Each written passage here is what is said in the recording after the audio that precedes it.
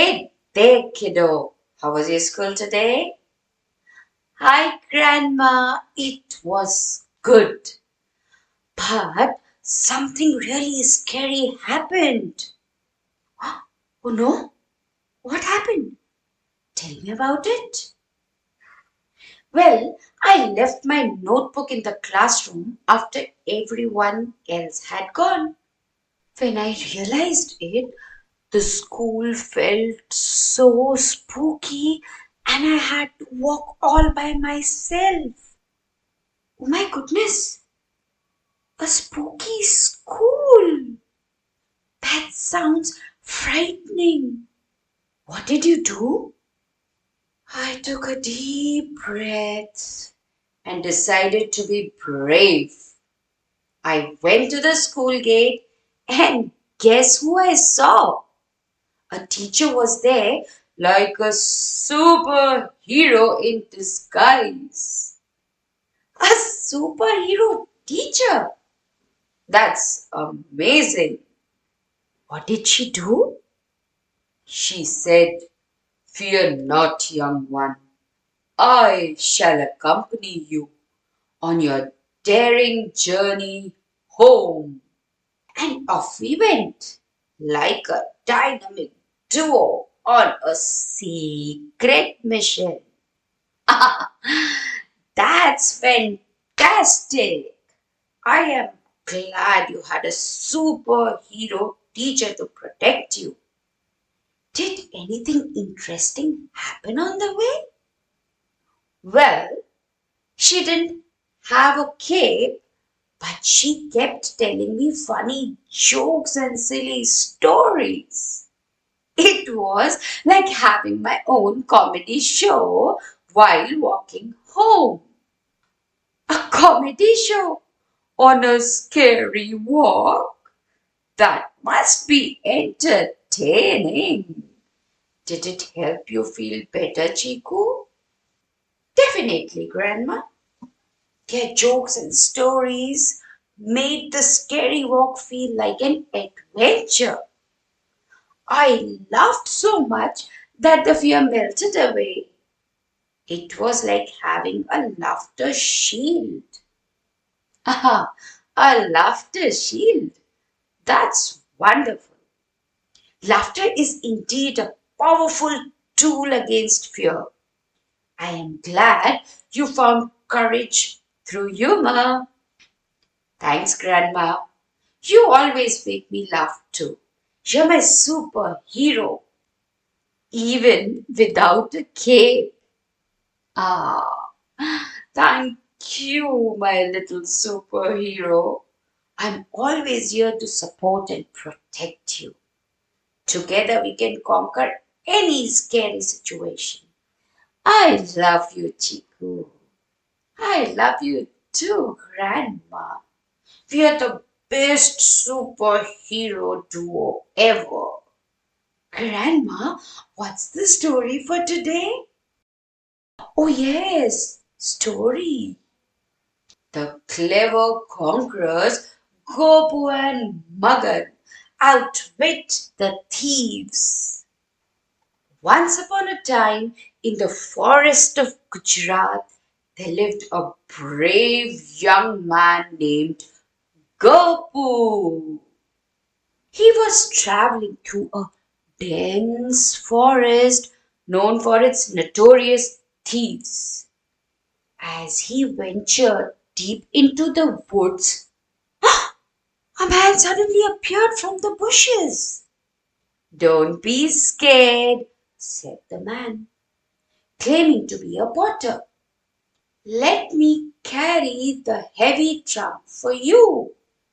Gopu, being clever and suspicious, thought to himself, "Hmm, why would a potter be here in the middle of the forest?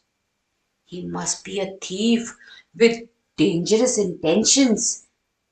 Determined to outsmart him, Gopu decided to play along with the plan. He agreed to let the potter carry his trunk and led him to his friend Magan's house, pretending it was his own house. Gopu instructed the potter to leave the trunk there. Disappointed, the thief believed his chance to steal was gone. He thought of another plan and pretended to faint. Meanwhile, Magan came out of the house and was surprised to see Gopu. Whispering to Magan, Gopu revealed that the man was a thief and they needed to catch him. They lifted the thief and took him inside the house, failing his robbery attempt. Instead of confronting the thief directly, Gopu and Magan locked him in a trunk and threw it into a deep pit some distance away from the house. Little did they know, fate had a twist in store. Later on, a group of robbers stumbled upon the trunk and eagerly opened it, hoping for a treasure trove. To their astonishment, they found their fellow thief trapped inside. Confused, they asked him how he ended up there. The captured thief shared his tale of being tricked by Gopu and Magan. The other robbers, fueled by a thirst of revenge, decided to join forces and rob the house together. They were unaware that Gopu and Magan had anticipated their arrival and made the preparations. When the robbers broke into Magan's house, they were met with a surprise. Buckets of scalding hot water and freezing cold water was poured on them, causing them immense discomfort. Gopu even used red chili powder to further deter them. In their agony, the robbers surrendered. Gopu wasted no time and called the palace guards to arrest the defeated robbers. Through their wit and quick thinking, Gopu and Magan had outsmarted the gang of thieves, protecting themselves and their belongings. From that day forward, the story of Gopu and Magan's bravery spread far and wide, reminding everyone that cleverness and resourcefulness can triumph over even the craftiest of villains. Oh wow, Grandma, that story was so cool. I learned that being clever and working with friends can help us solve problems. Gopu and Magan were really smart to trick the thieves and use their creative ideas to stop the robbers. I also understood that we shouldn't judge people by how they look and that bad actions have bad consequences. It's awesome to know that even when things are tough, we can stand up for what's right and find clever ways to make things better.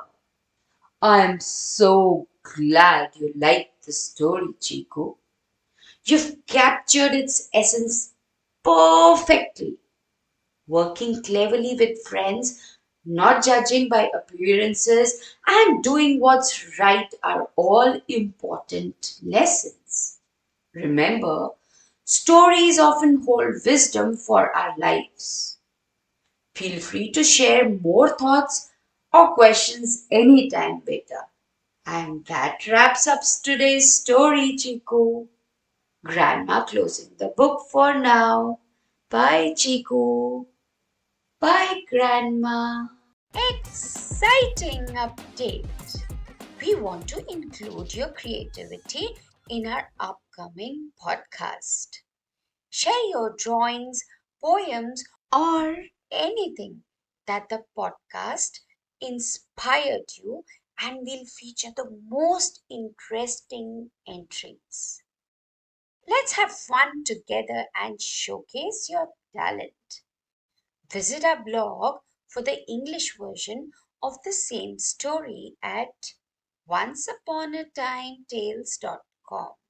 Send your entries at onceuponatimtalesblogs@gmail.com.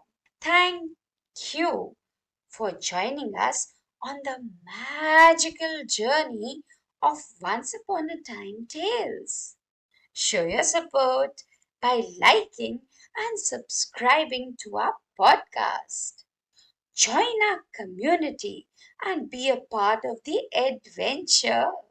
Till next time, keep the magic alive and let the stories we tell forever thrive. This is Tajit Kaur closing the book for today. Like and subscribe to Once Upon a Time Tales today. We will catch up again on every Sunday at 11 a.m.